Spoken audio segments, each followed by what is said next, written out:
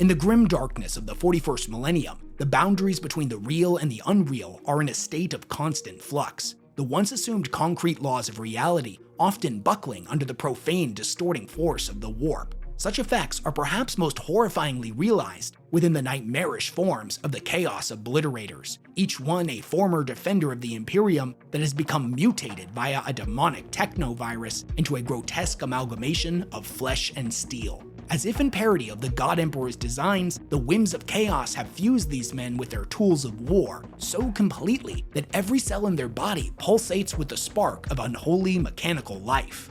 As evocative as 40K's artwork often is, it's impossible for a still image to accurately depict the formless madness of an obliterator, as nothing about them is stable or consistent. With each lumbering step, the metal plating of their armor shifts in both shape and substance, flowing in a cascade of obscenity. Oily fluids boil and drool out of flesh-encrusted exhaust valves. Veins of wire and cable ripple about their immense bodies that pulsate and writhe in anticipation for the coming slaughter. At the speed of thought, their fuel-rich blood can morph into roiling plasma. Their eternal organs thrum with electricity, and their undulating flesh metal transform into whatever weapon they need to better bleed the armies of the Corpse Emperor. In the span between two heartbeats, they can cycle back and forth from long-range missile launchers, plasma cannons, and heavy bolters to close-range twin-linked flamers or vicious living melee weapons.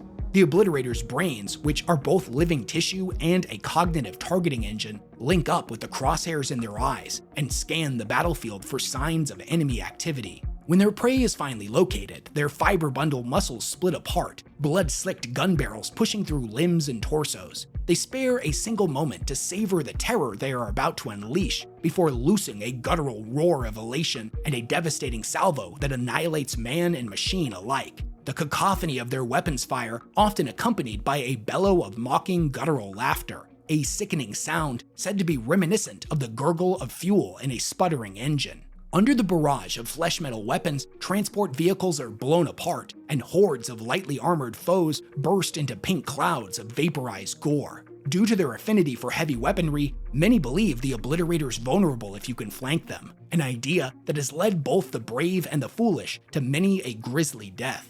Enemies that get too close will be incinerated under sheets of burning promethium as the Obliterator wheels about, its arms transforming into heavy flamers mid-turn. To attack in melee is to risk impalement by lashing pseudopods of coiled flesh metal that burst out in retaliation, or simple evisceration via a swipe of a powerful limb turned massive rending claws. To witness an Obliterator fight is to see the entire spectrum of violence distilled into a single hateful entity.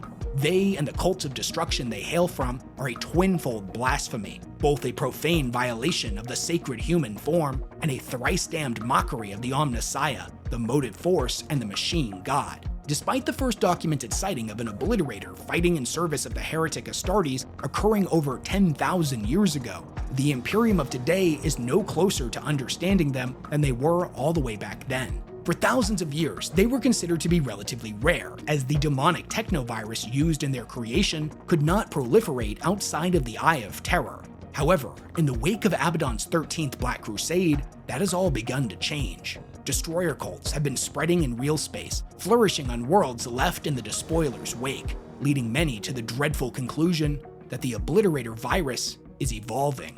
And in this video, we're going to learn everything there is to know about the Obliterators. But before we go any further, if you're anything like me, you're a big fan of the 40K tabletop game, but you also know what a huge pain it is to actually move your collection back and forth from your home to your local game store, your buddy's house, or wherever you choose to deliver vengeance upon the enemies of the Emperor. Well, thankfully today's sponsor, Tabletop Stronghold, has made that process a whole lot easier with their line of magnetic carrying cases that keep your models safe and allow for easy transport. American-made in the mountain state of West Virginia by a single member of the Warhammer community, the Mag Case 2.0 doubles as both a carrying case and a display case. case. It uses a series of magnetic adjustable steel trays and included magnets for your miniature's bases to keep them locked in place. And those trays are adjustable, so whether you're like me and you like to run your Death Guard mostly infantry based, or you're a big fan of tanks, monsters, and war machines, the mag case is well suited for any army. These things are tough. They're made out of solid wood, meaning they're strong enough to hold at least the weight of a 250-pound wizard. I personally use the standard size mag case myself, but it does come in a mini and an XL version as well if you've got multiple armies. Just in time for Black Friday, you can save up to 40% off at tabletopstronghold.com by clicking on my link in the description. If that wasn't good enough, they also offer free shipping to the USA, Canada, United Kingdom, Australia, New Zealand, and most of Europe. So don't miss this opportunity to pick up one of these amazing cases for yourself and show some support to a member of our community that made a product specifically designed for us tabletop gamers. Big thanks to Tabletop Stronghold for sponsoring this video. Now back to the grimdark. Okay, so with that iconic Westhammer overly dramatic intro out of the way, what exactly is a Chaos Obliterator? Well, in the simplest terms, they are members of the heretic Astartes that, whether intentionally or unintentionally, have become infected with the Obliterator Virus, a pathogen said to have originated from the Eye of Terror that fuses them with their weapons and armor, and gives them the ability to absorb and replicate any other weapons they come across. In many regards, the Obliterators are seen as the perfect fusion between man and machine, something that the Adeptus Mechanicus finds both horrifying and deeply fascinating. In order to really understand what these dudes are all about, the best place to start is with the Obliterator Virus itself, and more specifically, what it does to a person after they become infected. This little bit of lore was admittedly kind of hard to track down, but I eventually found it in a supplementary pamphlet written by Robbie Jenkins for use in the now defunct Inquisitor spin-off game. As far as inquisitorial scholars have been able to discern, the Obliterator Virus is traditionally communicated between hosts via touch or the transfer of bodily fluids, meaning the longer somebody remains in prolonged contact or combat with one of them, the higher likelihood of contracting the virus. Once it's taken root in a new host, it will begin to progress through 9 separate stages that are each hugely variable in length due to the unpredictable nature of the warp. The only thing known to have any notable impact on the speed in which the virus starts to flourish is whether or not the victim chooses to resist it or freely invite its mutating nature. Now, if an individual chooses to welcome the virus but later comes to regret that choice for very obvious reasons that will soon become apparent, there's no way to halt it or slow it down. The moment they accept the promise of the virus's power, their soul is forfeit to chaos. In Stage 1, there are no immediately obvious physical effects, but the host is considered to be a carrier at this point and is able to unknowingly infect other people. In Stage 2, the victim will find a new affinity for weaponry. They'll be able to wield firearms more effectively than before. They will sit more comfortably in their hands, their aim will dramatically improve, and figuratively speaking, it will be as if they are an extension of their own body. It is in Stage 3, however, where the true horror of the virus begins to manifest, and at this point, the victim will now be fully aware that there is something deeply wrong with them. If they hold their weapon for too long, the flesh of their hand and the material of the weapon's handle will begin to dissolve and meld together before gradually calcifying. In order to even drop their gun or blade, it will need to be painfully ripped away, tearing metal and flesh alike. Perhaps even more disturbingly, at this point, the victim will start to generate ammunition inside of their own body for whatever weapon they happen to wield. Now, the source material doesn't give us any specific examples of what this actually looks like, and how the ammunition emerges from the victim, but whatever gross, terrible thing you're imagining right now, it's probably pretty accurate. By Stage 4, the virus will have spread through their entire body, and its effects will not be limited to just their hands. Their mobility also begins to suffer here. Their movements become sluggish and labored. Their mutating flesh will have fused with their armor so thoroughly that it becomes impossible to remove without killing the host. Additionally, the armor takes on a living quality and will be able to regenerate any damage it receives. Now, surely the horror of what's been happening to this person has certainly taken a toll on their mental state, but it's in Stage 5 that full-blown insanity begins to blossom, as the flesh-altering effects of the virus become even more pronounced. The fusing process with equipped weapons from before will begin to happen much more rapidly. What's more, the victim will start to absorb them into their own body, the weapons heating up and becoming red hot in their grip as their arm becomes gelatinous and absorbs the molten matter like a voracious amoeba. After this process is complete, they will find they now have the ability to conjure these weapons at will, as a literal extension of their own body. In this stage, their transformative abilities are still somewhat in their infancy, so they'll be limited to simple blades and small firearms. In terms of combat prowess, at this point they'll never be able to be disarmed. They're able to draw at lightning speed, they'll never run out of ammunition, and if the individual happened to have been a psyker, they're going to start feeling the mental connection they have to the warp begin to fade away. They'll never again learn a new psychic ability, and the ones that they do know will slowly begin to be forgotten. Now, although the effects differ on a case-by-case basis, at this point the individual could arguably still pass for being human, if the more unnatural transformative effects are not directly observed by their allies and they keep their body covered by a cloak. It is in stage 6, however, that concealment is no longer an option. At this point, the victim's body will begin to generate its own demonic pseudo-metal flesh in addition to whatever suit of armor they've been bonded to. Molecules from all of the metal they've absorbed will mix at the cellular level throughout their body. This will cause the victim to become much larger, bulkier, and considerably more durable over time. In addition, they will now be able to absorb even larger, more complex weapons. You can kind of think of this stage as an Obliterator's puberty, as this is the point where all of the individual's abilities are outpacing the growth of their form. He will be deeply unsettling to look upon, as all of the absorbed weaponry writhes and undulates beneath his twisting metal flesh. Thankfully for them, however, in stage 7, their body will begin to adapt to these changes, the virus now focused on adding strength and fortitude to his form in order to support his rapidly increasing size and weight. In stage 8, the victim will be able to absorb and generate even more complex items than just weapons. This can take the form of bionic limbs, organs, and other such augmentations. They'll be able to amplify their own strength even further by causing their arms to twist into advanced biotic ones, complete with additional synthetic muscles wrought from flesh metal. Physically, the line between flesh and steel will become blurred beyond recognition, the host's organic components now indistinguishable from metallic ones. Due to their further increasing bulk, they will find their movement slowed even further and will struggle to evade incoming attacks. At this point, they'll have to rely solely on their armor and regenerative abilities to protect themselves. By stage 9, the transformation is complete, the individual emerging as a full-blown Obliterator, their soul forever lost to chaos. Although technically the Obliterator virus can infect any living thing so long as they're organic, the Inquisition believes that most who contract the virus will eventually perish before it can fully transform them.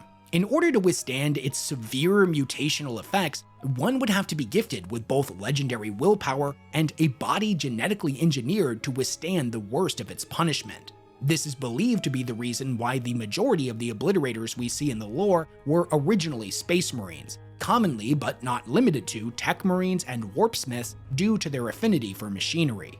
Sometimes, however, a vial of this virus will fall into the hands of a particularly deranged individual who will come up with terrifying new uses for it. And much like how at one point Perturabo and Mortarion worked together and collabed to weaponize the virus and give it an airborne transfer method, thus creating demonic scrap code. Now, thankfully, the scrap code was engineered to target only cyborgs and machinery, but nonetheless, it was still much more contagious. There was also that one absolutely bonkers event where in the novel Iron Warriors by Graham McNeil, the titular legion used the Obliterator virus to infect a Tyranid Hive ship, which they then shackled to their will.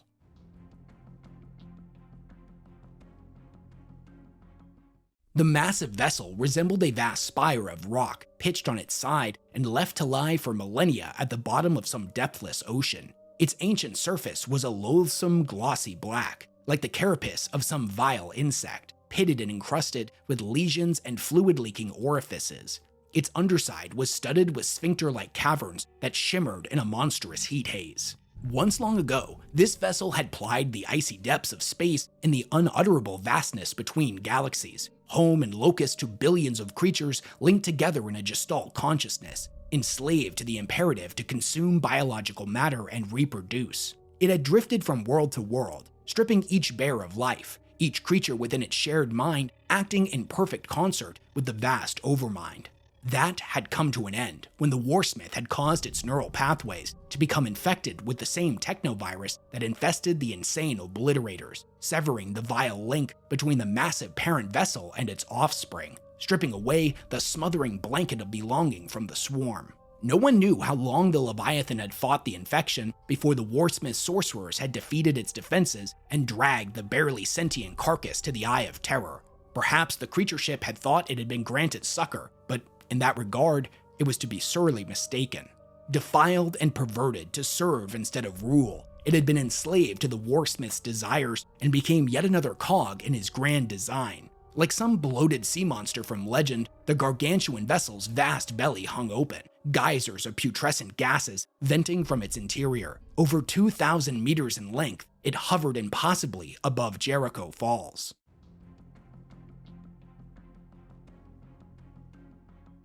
For as dangerous as the Obliterators are, they are not invincible and do have several major weaknesses. They may have sharp senses and quick reaction times, but their mobility suffers under the weight of their hulking bodies. Their movements are clunky, cumbersome, and characterized by lumbering footfalls. To make up for this, the Chaos Space Marines will normally deploy them via teleporter homer directly into battle, wherever the fighting is thickest. But this is a one-way trip. If the teleporter malfunctions and they end up off course, they'll struggle to relocate. Additionally, although it's true that their bodies are able to regenerate from most attacks, flesh metal does have its limitations. It cannot regenerate their brain if it's completely destroyed. So although something like this may seem obvious, it's still worth pointing out they are vulnerable to headshots from bolters, plasma weapons, or explosives.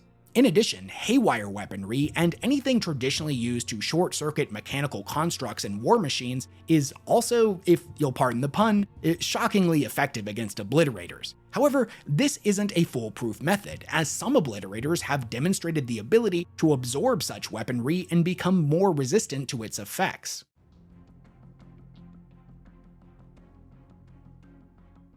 It may seem like a bit of a cop-out here, but perhaps the Obliterators' biggest weakness is their abrasive personality and aversion to systems of command. Although Chaos Space Marines are traditionally speaking less disciplined and united than their loyalist counterparts, most Chaos warbands do still function as a unit in combat. Whether they be bound by chains of loyalty, the fear of displeasing a bloodthirsty warlord, or the risks associated with failing the Chaos Pantheon.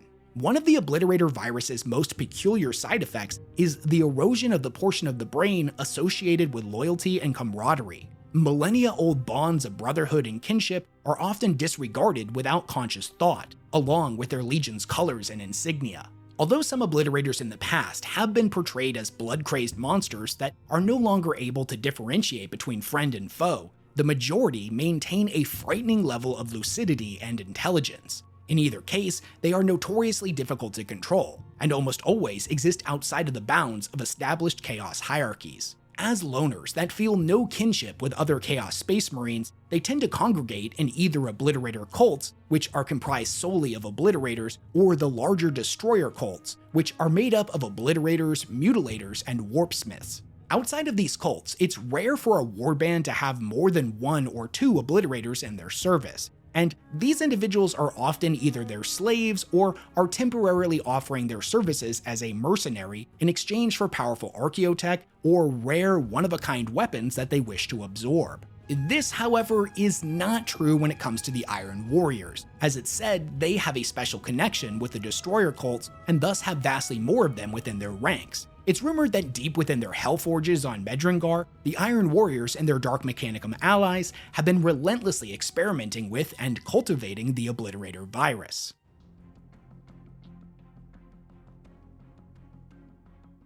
The novel Siege of Castellax actually gives us a really good look into the mind of an Obliterator and shows us how they view those around them. This is shown to us through the interactions between an Obliterator named Merihim and an Iron Warrior's raptor named Gomori, who is in the early stages of the Obliterator virus's transformative effects.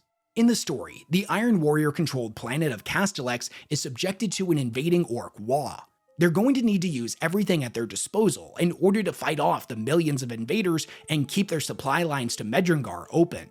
At one point, they decide to enlist the help of Merihim, who has been locked in an intricate prison known as the Oubliette on the world's surface. And the Iron Warriors that are being sent to get him are not happy about this. They remember just how monstrous and uncontrollable this dude was and why he was locked up in the first place. Even still, they won't disobey the Warsmith's orders, regardless of how foolish they think they may be.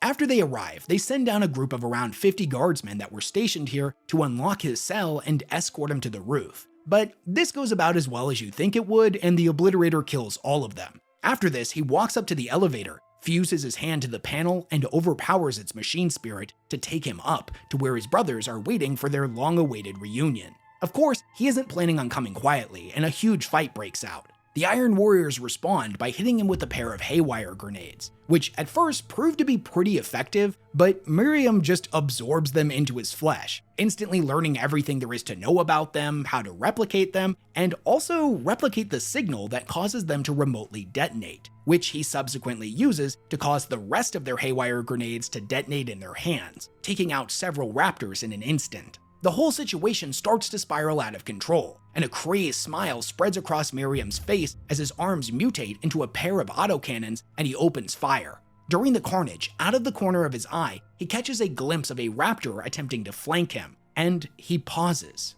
Just as Miriam was shifting his autocannons to address the interloper, the Obliterator noted one of the Space Marine's hands. His smile collapsed as he recognized the infection. He froze, his gaze locked on Gomori's hand. It was like looking into his own past, at the man that he had once been. Duty, honor, the things that had once been core to his identity, the things that had been so important to him before the virus had consumed him. Seeing his reaction to Gomori, the squad's leader calls out to him, reminding him of their kinship and the reason for why they've come, that there were millions of orcs in need of killing. He looks back and forth between the leader and Gomori and eventually relents, his autocannons dematerializing. He tells him that he'll help them kill the invaders, but afterwards, there would be a reckoning. Now, Gomori is still in the early stages of the virus. He looks like any of the other Iron Warriors, but his hand is able to mutate into bladed weapons and simple guns. Throughout the book, every time Miriam and him are on screen at the same time, the Obliterator just sits there watching him, the same creepy, unblinking smile never leaving his lips. Whereas Miriam has fully embraced what he has become, Gomori is still actively fighting against the virus. He finds the Obliterator deeply disturbing as he is a visual reminder of what he will inevitably become. To Gomori, however, the fallen Iron Warrior's fate was deeply personal. The same contagion that had overwhelmed and consumed Miriam had set its foul seed in his flesh. It was a daily struggle to restrain it, to force the infection into obeisance, to prevent it from raging through his mind and soul. So far, Gomori's force of will had been strong enough, his sense of identity proud enough to resist. Yet always, at the back of his mind, lurked the knowledge that one day the virus would win out. One day he would become like Miriam, all of the gifts of the Legion devoured by the warp taint until superhuman degenerated into the subhuman.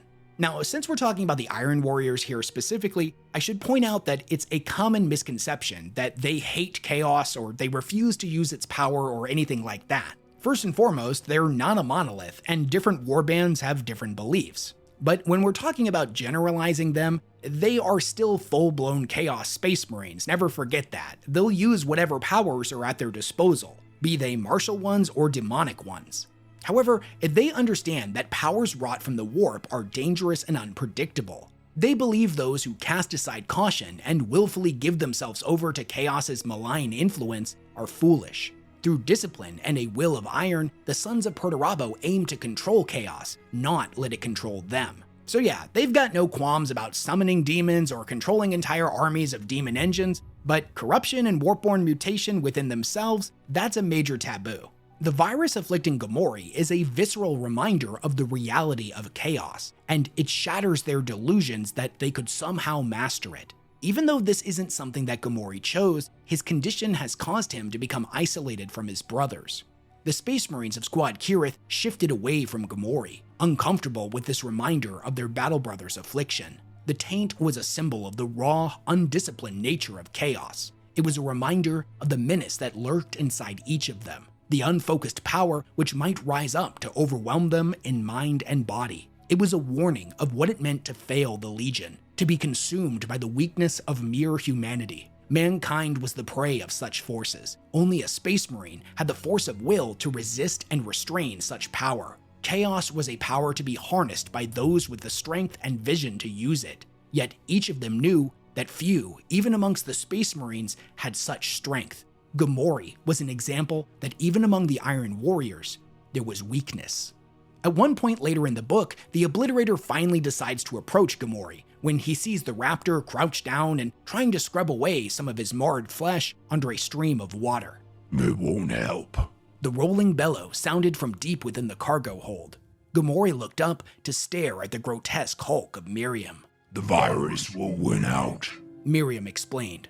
You should embrace your doom. Defying it will only bring you pain. Gamorri stood and turned towards the monstrous Obliterator. My honor and my duty will sustain me, he declared. Miriam laughed, his pallid face exposing its steel teeth. So I thought, once. His body flowed in an undulation of liquefied metal, ropes of raw meat gleaming behind the confusion of plates and wires. Accept what is and what will be. All else is delusion.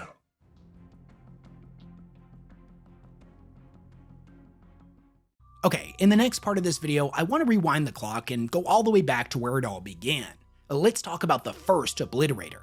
This guy's name was Volk, the Iron Warriors commander of the 786th Grand Flight during the Great Crusade, and we're introduced to him in the Horus Heresy novel Slaves to Darkness by John French.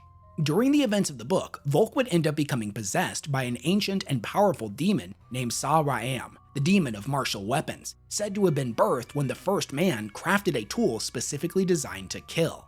If you haven't read this novel, the basic plot is that this is the point in time where Horus's rebellion is about to move forward with the siege of Terra, but two of their primarchs have gone AWOL, both Fulgrim and Angron, after they ascended to demonhood. It now falls to Lorgar and the Wordbearers to track down Fulgrim, and Perturabo and the Iron Warriors to bring back Angron. At one point in the book, the Iron Warriors make a stop at a Forge World in order to commune with the demon that is bound within, to gain insight into Angron's current location. Shortly after they arrive, Volk can hear this thing whispering inside of his head, and he ends up allowing the demon to possess him in exchange for power. The demon then goes on to use his body to speak to Perturabo. I'm not gonna lie, this entire exchange is super creepy and has a lot of vague, cryptic clues that beg for further analysis. First and foremost, he refers to Perturabo as his son and the Iron Warriors as the sons of his son. It's revealed that although it's true he is bound to the core of this planet, this is precisely what the demon wants. This isn't so much a prison to keep him inside, but to keep other things out. Eventually, the demon gives them the information that they're looking for, and Perturabo ends the conversation by telling him to give his son back. Sa-Ra-Am replies that he won't give him back, but he'll give him something better, a weapon, one that he will surely need as there are many betrayals for him still to face. It's at this point that Volk's body drops to the floor, the metal of his armor melts, and his flesh begins to bubble. The demon then says this: "For all of the beautiful, terrible things that I have helped mortals create, they are just matter. A knife's edge means nothing. The bullet is just metal before it leaves the barrel. It takes a soul and a mind to pull the trigger, to make a tool a weapon."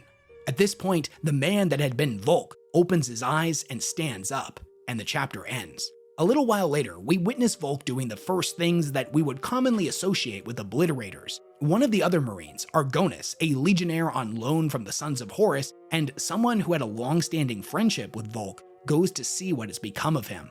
The Iron Warrior's body no longer looked like that of a legionary, augmented or not. It no longer looked like anything that had started as human. He had grown.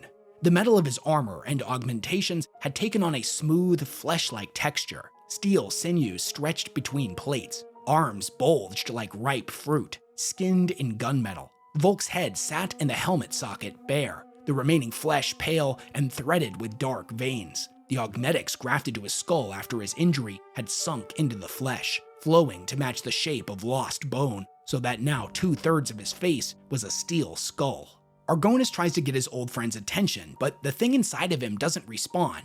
So he pulls out his pistol and points it at his head, his finger tightening on the trigger. In a split second, Volk whirls around, his hand grasping the barrel just as it fires. Torn flesh, blood, bone, and a substance like chrome erupts from the exit wound, along with hundreds of tiny jagged pieces of metal shrapnel. The blood and chrome mixture that's dripping from his hand hisses and steams as it hits the floor. Volk's grip tightens around the pistol and it turns molten hot, forcing Argonis to drop it as Volk absorbs it, like tar swallowing a stone. Argonis draws and ignites his power sword with his other hand, but before he can strike, Volk's hand mutates and transforms into a perfect replica of the barrel of Argonis' bolt pistol. In less than a heartbeat, he has it aimed right in his brother's face. There's a tense pause as Argonis stares down the barrel of his own gun. Having demonstrated that Argonis is no threat to him, Volk's hand reverts back to normal and he returns to his statue-like position he was in before Argonis entered the chamber. Argonis lowers his blade, but keeps it lit and asks him only one question. Did you choose this, brother? Did you choose to become this? There's a pause. Volk looks at him, and after a moment, whatever was left of Argonis' old friend nodded and then turned away. Volk, who would later come to be known as Volk Sarayam, would go on to fight alongside Perturabo against the World Eaters and would participate during the Siege of Terra. After this, though, his fate is unfortunately a mystery. As far as I'm aware, he hasn't been mentioned in any of the source material set in the 41st millennium. But I will point out that suspiciously, the Obliterator in Warhammer Tacticus is named Volk. Coincidence? I think not!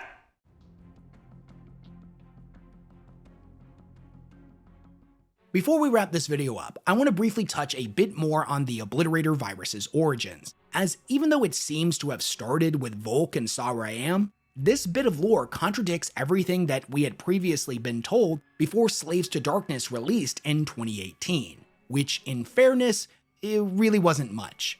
This is one of those things that went woefully underdeveloped for decades. We were never specifically told how the virus came into existence or who made it. And even though at first glance Slaves to Darkness gave us an origin story for the Obliterators, it didn't give us an origin story for the virus that creates them. Before the book came out, we were told that the Obliterator virus was first encountered in the Eye of Terror shortly after the period that followed the Horus Heresy known as the Scouring, when all of the traitor legions and their renegade guardsmen and Dark Mechanicum allies fled into the Eye to escape the wrath of a wounded and vengeful Imperium. It was in this realm where the laws of reality were nothing more than a profane suggestion that many of the traitors would become infected with the virus, and the rise of the Obliterators followed shortly thereafter.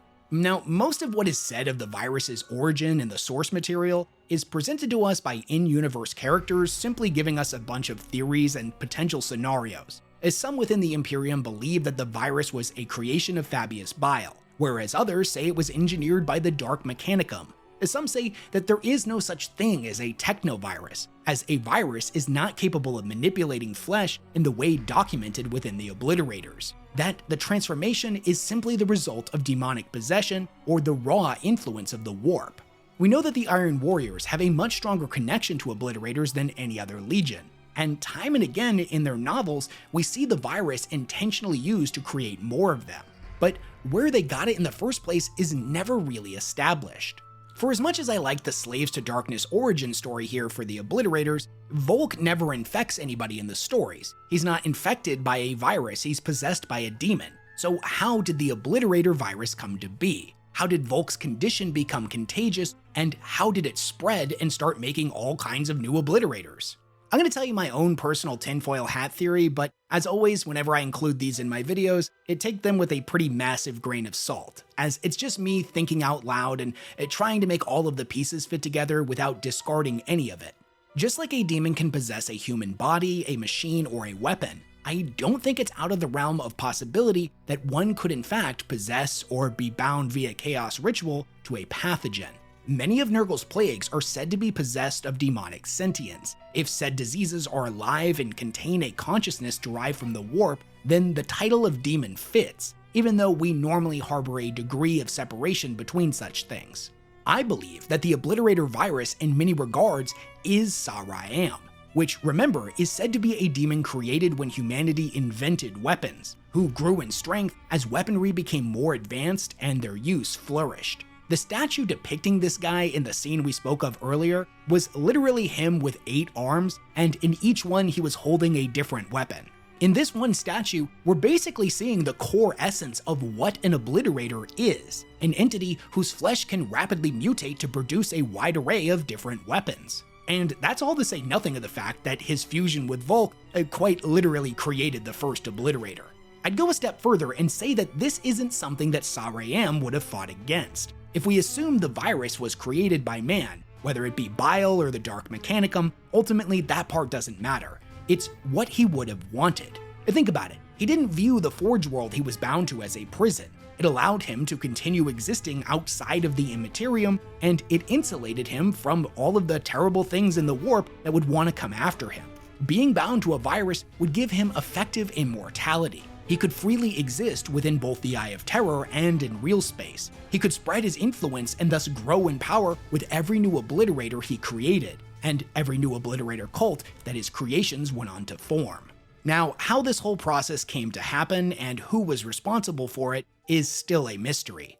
But ultimately, what do you think of all this? Do you like the Obliterators? Are they your favorite Chaos unit? And if they're not, which one is? Do you have any of your own theories about the Obliterator virus's origins? Do you think Nurgle had something to do with it, or do you think it was the Dark Mechanicum? What's a topic about Warhammer 40K that you'd love to learn more about and you want me to make a video on? Also, if you haven't subscribed to the channel yet, if you've got a second to do that, I'm trying to hit 800,000 by the end of the year, and it would really mean a lot to me if you could help. Normally, I don't ask people to subscribe, and if I do, I always hide it away in the back of the video as not to bother people, but this time it would mean a lot to me if you could help me hit my goal. Anyways, as always, leave all of your comments, questions, concerns, and ideas for future videos down in the comment section below. A big thank you to everyone who supports all the work that I do, and I will catch you all in the next one.